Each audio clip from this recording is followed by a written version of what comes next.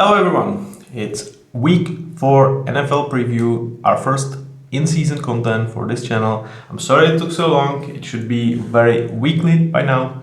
I'm sorry, but let's start doing this. What this is going to be? Well, I would like to give you a really short preview of every single matchup that is awaiting us, so you know where to watch, what to watch, and who to watch in these games. So we start with Thursday Night Football, New York Football Giants versus Dallas Cowboys. Talking about this matchup like 2 weeks ago, we would be like, oh my god, another 30-0 incoming and Thursday Night Football is going to be boring again. But right now, it might actually be a matchup because Cowboys got smacked twice at home. Like, don't watch just the final score, but look at the progress of the game versus Baltimore. They were not in it.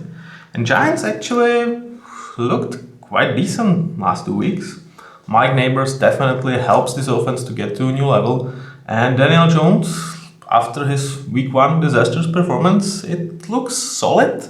And when you put into account that week 1 was against Vikings defense that just whoop ass of Houston and CJ Stroud, it actually gets better, so it might actually be a funny Thursday Night Football. But now let's move towards Sunday. And Sunday we'll start with the matchup of Atlanta Falcons versus New Orleans Saints. Two teams that enter the season, I would say, with different expectations. For Falcons it was, we signed Kirk, we want to win the division and we want to make a noise. For Saints it was like, we still want to do something, but we kind of are running out of option with our money stretching. And the first 2 weeks, Saints were amazing. Like, what was that? I did not see that coming. Like, bearing, yeah, one game was against Panthers, but it was amazing. Last week, it kind of hit the wall, especially in terms of offense. Old man Vic Fangio just said, no, I'm not up for this fancy new shit, and just held them to 3 points. Derek Carr looked like Derek Carr again, and Saints lost to Eagles, but I'm not like super worried about them. I actually think higher of them definitely than I felt preseason, because that offense showed its potential, and defense is playing their ass off, so kudos to Saints. And towards Falcons, I mean, what was that final play call, man? Like 4-1 against Chiefs at home.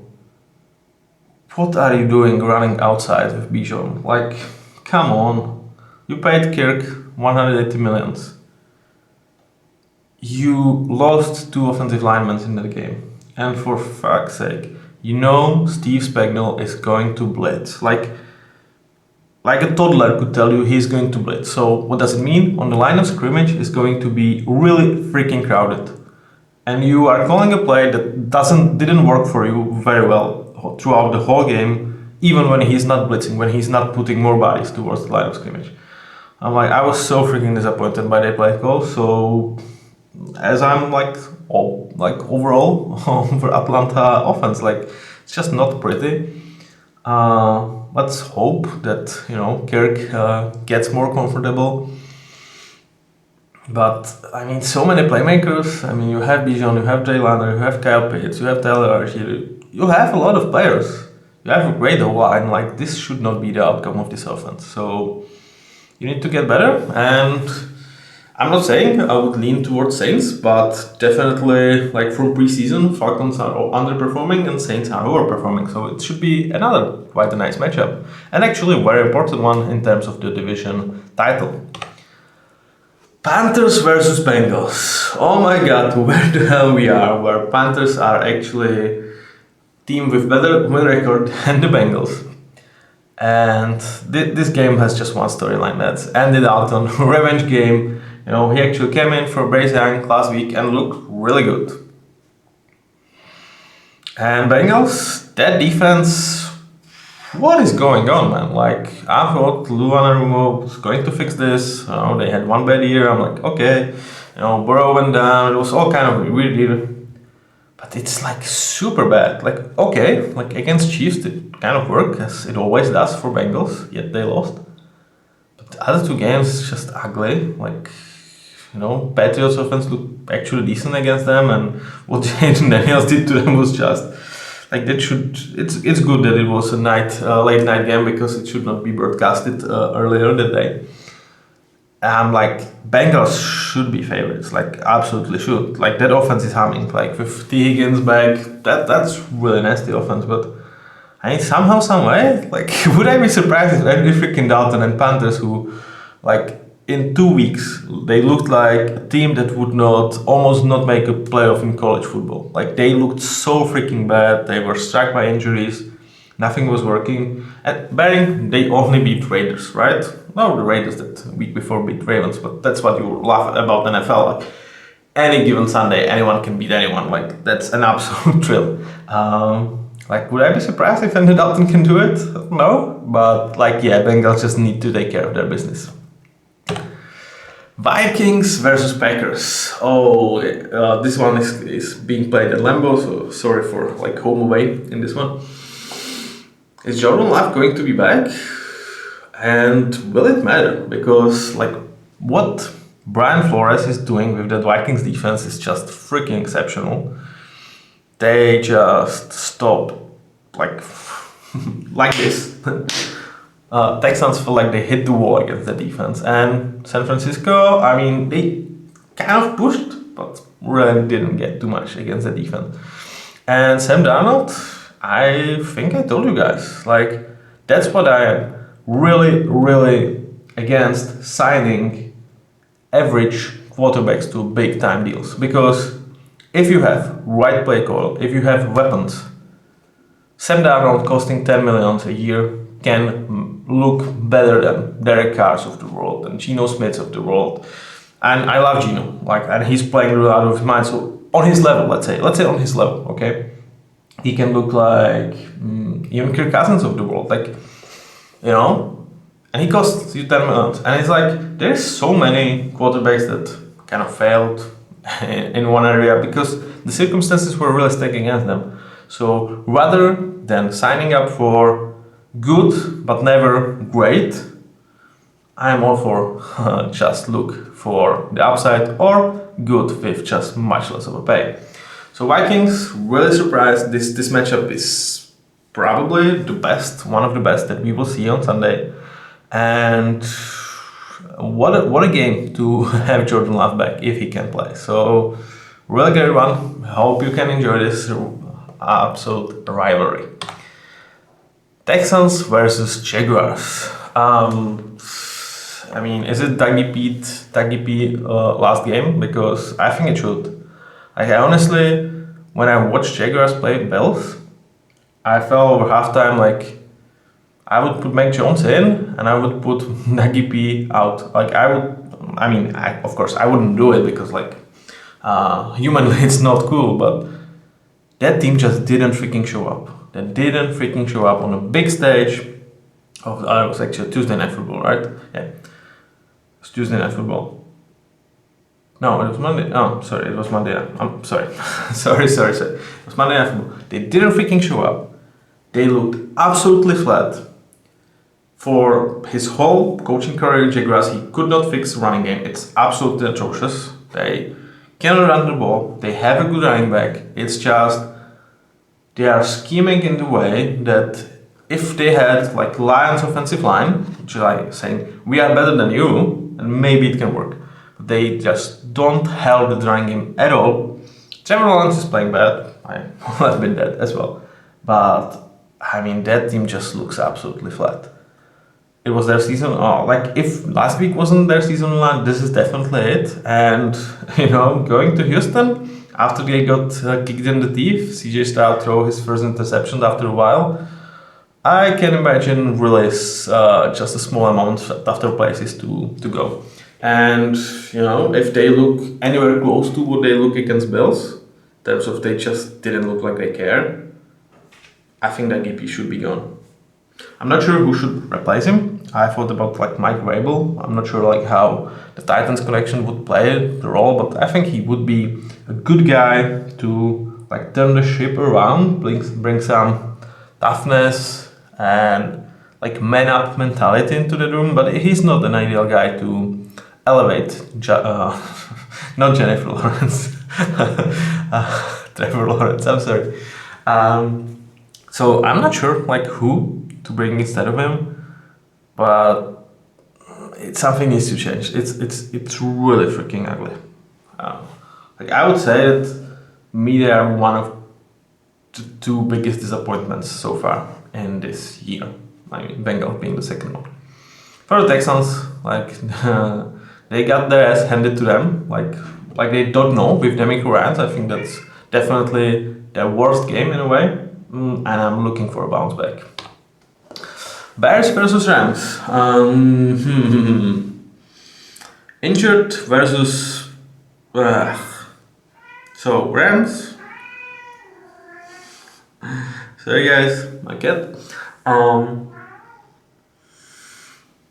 I mean, what is it about Rams and the injury bug? Like, yeah, of course they kind of do it to themselves in a way that they are going for this injury-prone players. Like Puka Nacua, the way he felt in the draft is because of injury concern. Unfortunately, they materialized. Luckily, they didn't in the first season, and we got to enjoy the absolute menace that he can be when he's healthy. But as of right now, he's not. But even with that state of the roster, they managed to beat San Fran. And that's just a huge testament to Matthew Stafford and pretty much the whole organization. Like hey, come on, let me speak. And towards the Bears, I mean, I warned you guys. I freaking warned you, Shane Walden is not the guy. And so far, it really freaking looks like he isn't. I also warned you about DeAndre Swift. Hooping 1.8 yards a carry. That's the guy you are rushing to sign first day of the free agency for the 8 million a year. Nothing says Bears like the signing, right? Like, wonder why they cannot have a QB that has 4,000 passing yards. Like, you are shooting yourself in the foot by these decisions, and I told you. So, like in normal world, this should be actually quite an easy game for the Bears. Yeah, because, well, they are a more talented team, they are much more healthier team, they have home field advantage, and their defense actually playing their asses off. So, yeah, but like we are a bit surprised that Matthew Stafford in one leg with like one healthy receiver can beat them. I will not. Colts versus Steelers. Like the battle of two teams that just want to run the ball because they are not trusting their quarterbacks very much. And like with Anthony Richardson, they started to trust him, and it turns out like he makes such a boneheaded mistakes, man. Like I like we kind of knew that was a possibility, and I like. I like the quote. I'm not sure whose quote is it, so but I'm going to use it. I'm sorry for that. Anthony Richardson can make throws that 99% of the rest of NFL QBs cannot. That's absolutely true. But he also will make throws that 99% of NFL QBs would not make because they are so bad. Like sailing over a wide receiver that is wide open on 20 yards dig for 80 yards. Like, what are you doing? And like, it's like you have so much power that you just like don't know how to control it in a way. It's like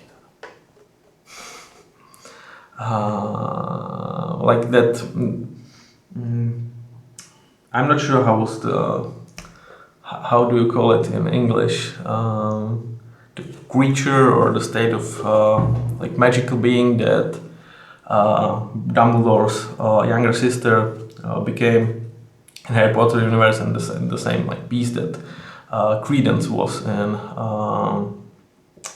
or like magical being in Fantastic Beasts. So I'm sorry, I cannot remember. It's like you have so much power and kind of no control over it. So that feels like Anthony Richardson, but they still have like absolute ham of a running game. Like just focus on that. Pretty much be what Ravens were against Cowboys. Just run the ball and let Anthony Richardson throw like 15 times a game, and slowly build from that. And that was pretty much what the Steelers are doing since week 1, because they are like, yeah, Justin, just throw the only thing that you know.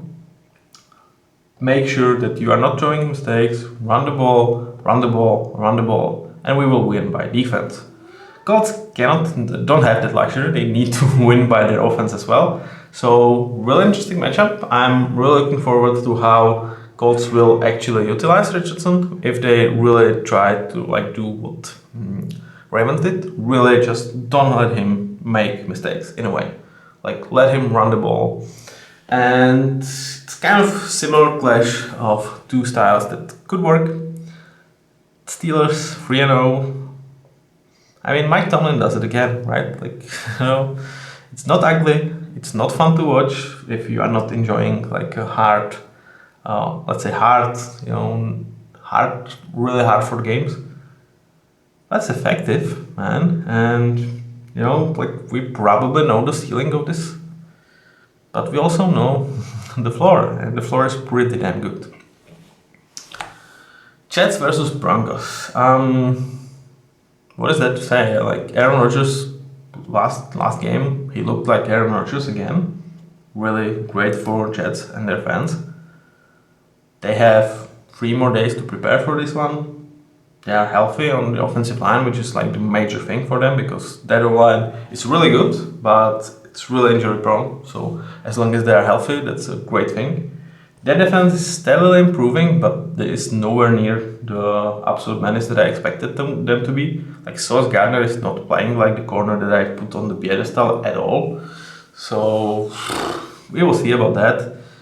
On the other side, Denver comes to town, and I was kind of predicting them that they could beat out the Bucks, because Bucks were missing Kenzie, Wittava, and Antoine Winfield, and I was like, if not today, when will Bo Nix play actually a really good ball? And he did. But Jets is a different kind of animal, so it just feels like a mismatch of quality in this one. But it's NFL, it's any given Sunday. But it could really end up very similar to Jets versus Patriots last week, where the other team tries, but they just are not a match. Bucks versus Eagles. Baker stopped cooking last week, and the defense finally hit the limits in terms of despite Todd Bowles is doing an incredible job.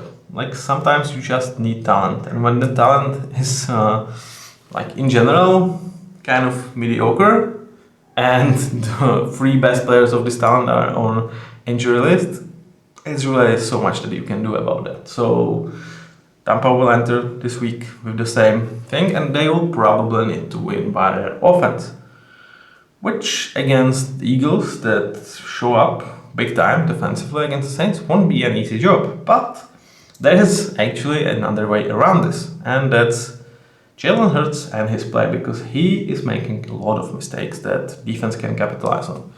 Is this defense going to capitalize on that? I'm not really sure. Also, Eagles should have A.J. Brown back, which is massive for them. He is the motor of this offense, next to Saquon. So, Baker, you need to put your big boy pants back on.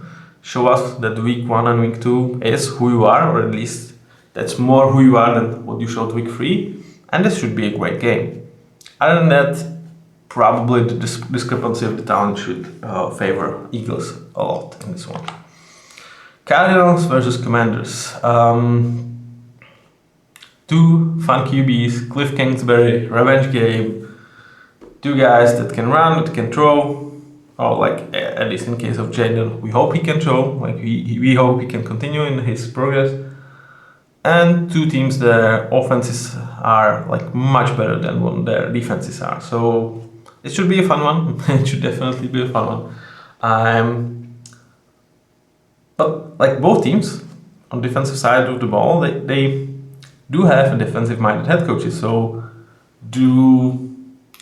at some point you do expect them to create at least one game master plan to shut out some players. And for example, here for the Cardinals head coach, who better to shout out, then Jaden Daniels, rookie. Like that should be a possibility. Though if he plays like he did against Bengals, good freaking luck. Really fun one. I expect a lot of points in this one. I think the Lions actually represent this, and we will see who comes out on the top. Because as of right now, like, is there a huge difference between these two teams? I'm not really sure about that. Like preseason, I would definitely put Arizona higher than Washington, but Jalen definitely surprised me.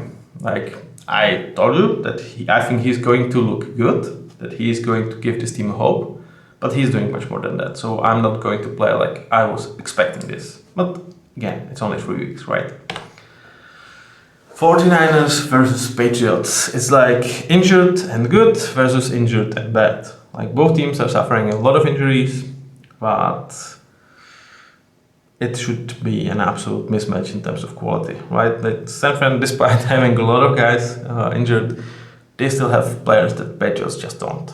Like, yeah. But, I mean, you can say that the same about Patriots versus Bengals week 1. Patriots won. My only thing about this game is please don't put Jake again. Please don't ruin him, because that online is just playing atrocious for Patriots. Mike Convenu, who I thought would be a rock solid guy that they paid, that has a potential to be top 5 at his position, and is I would say top 10 or at least entering the year. He's poor, man. It's bad. So when your online is actually mediocre or below average, really a lot below average, and your best player is playing like shit, that's a problem. So if you are pass rush, I think you will see a lot of it. I would not put it behind Nick Bosa if he can play in this game to repeat what Aiden Hutchinson did 2 weeks ago to Bucks. Raiders versus Browns. What is there to say about this matchup? There are some exciting players on both sides, like Brock Bowers, Myles Garrett, obviously. But it kind of feels like disappointment for both teams, because Raiders, they go and do the amazing comeback at the Ravens, then they get their ass whooped by Panthers at home. When you should show that you are good, you just do this.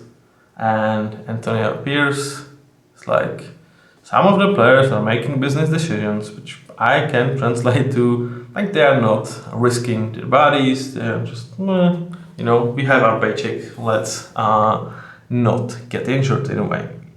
And some of the players are responding with what? I mean, we've heard that one before. And it's such an up and down story, because after week 1, it seems like he lost the room because he made absolutely bad punt call, horrendously bad, fireable offense in a way. Then he was part of what inspired the amazing comeback against Ravens. So emotions are really high, and then he comes. Some of the guys are not trying in a way. I'm it's too much noise, man. It's too much noise, and I'm not sure what to expect of Raiders. I'm still looking for Brock Bowers, because I think he's playing really great. But other than that, this team is just coming out much worse than I was hoping. I thought they would be feisty, the D-line will be strength there. Mike Cat is not happy with Raiders either. Would be strength of the team, and the offense would be good enough with so many playmakers that they can be relevant in games. On the other side, another disappointing week for Deshaun Watson. It's you can choose, is this on the field or is it off the field? I think and every week we kind of get one or the other, and it's bad, man. It's really bad.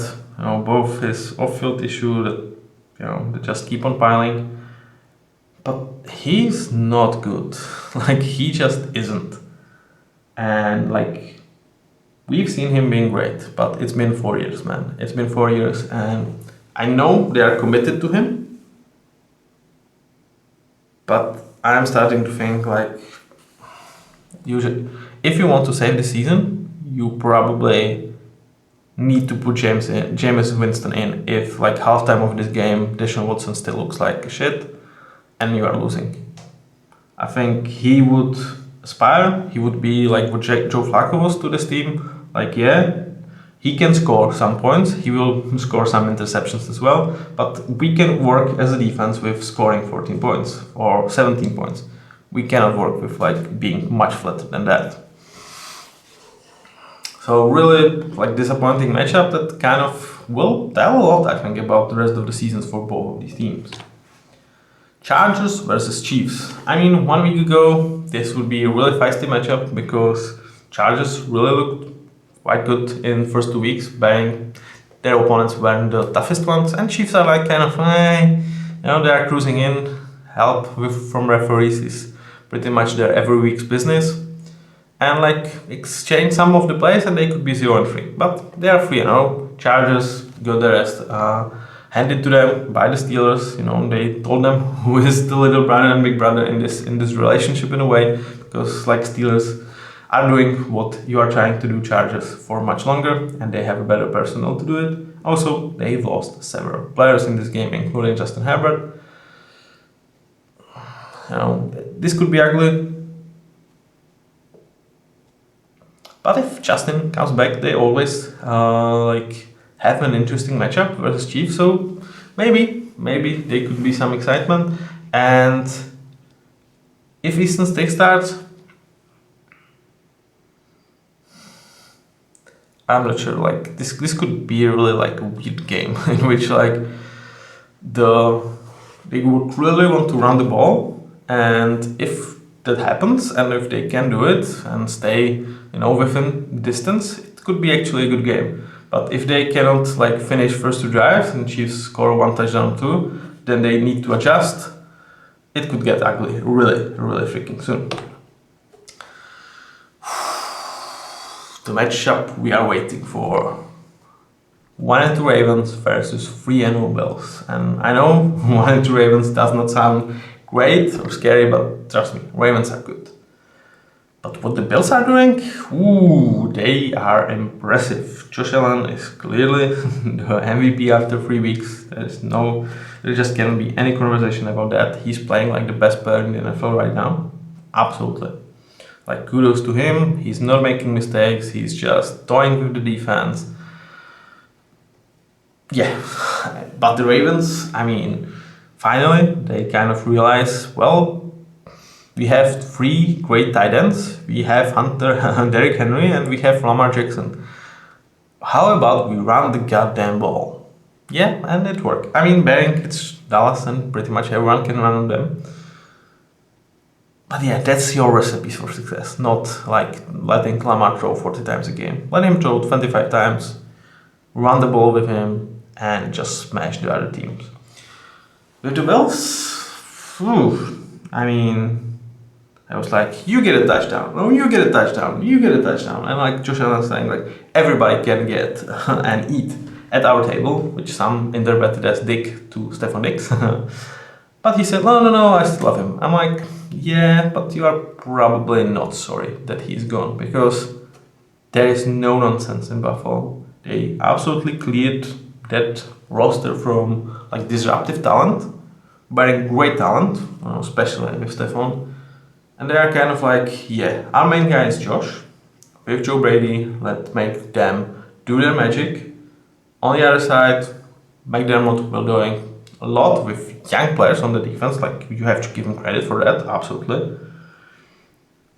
But let's just do it about Josh Allen, right? Like, he's our guy. Let him be our guy. It's absolutely perfect and it looks great. Ravens, like their defense after Mike McDonald does not look great, and they need to be on their best behavior in a way in order to stop Josh Allen. But this should be one hell of a matchup, and it's pretty much is going to be like who like gets to set the tone in that game. Like, I think if Baltimore comes in and is able to run the ball, keep Josh Allen on the sideline, Bills will struggle heavily. On the other side, if Bills go and take it like touchdown and field goal lead, let the score from the first 2 drives, and the Ravens kind of start to panic. It could look similar to the Czechs game, obviously, like they will probably put up some points, but it could not. It could be actually one-sided game in a game that you don't really expect it. So we'll see about that one. Dolphins against Titans matchup you just kind of don't want to talk about. Miami like lost another QB. Seems like they look flat. I mean, what can you do? Like that Tua injury is just such a devastating thing for the whole organization, like both mentally and like money-wise, quality-wise. Like it's just so freaking bad. I mean, it's still like they can absolutely win this game because you know the best Miami QB in this game might be Will Levis because like dude, we see the talent. But what are you doing? Like, you have to stop thinking that you are, you know, Patrick Mahomes or Lamar Jackson in every single play. Like, just take what is there, be conservative, and don't try to win the game that is already being won. Like, come on, Will, do better, please do better. So, like, from really exciting story from his game one in the NFL towards now, I mean, the picture is getting pretty bad. So we'll see about this one, but like, I think it's really good that we have another Monday Night Football next to this. So I'm super happy for doubleheaders, and I think that should be a tradition that keeps on delivering. Because I don't think Titans and Dolphins are going to be watchable a lot. And now we will finish with my Seattle Seahawks going to face Detroit Lions. And it kind of sucks that Detroit realized that they have one of the best, if not the best, clearly, offensive line in football. And perhaps they should run behind that line because they have two great running backs. Yeah, I wish that you realized it after this game, not before. But there's one thing that definitely should worry you about Lions, and that's Jared Goff. Like, I gave him his his accolades from last years. I said that he's an amazing starter. So far, he's playing really bad. Like last week was actually decent, but the first two was like, what is he doing? And I predicted this, but not like for a year or two. I think that what you are seeing, or what you've seen in like week 1 or week 2, could be Jared Goff without the best offensive line in football. You know, panicky, like not composed, not really this, like a general on the field that just delivers. You know, but he didn't look like that. So I expect this to happen, but when he's not surrounded with like a top talent. So the fact that this is happening as of right now, it's worrying. He turned the ship around a little bit last week, so maybe, he was just warming up. We can see that, a lot for QBs that didn't go through preseason. And again, I would wish it's not against my Seahawks that he is going to have his best game of this year, but it's very likely. On the other side, Seahawks are 3-0. It's really exciting. But man, we've beat Bo Bix in his first game in NFL. We went to overtime against Patriots, and we beat Miami with their Skylar Thompson and first string QB. So yeah, and also that game looked much closer than it should. Like they could have scored.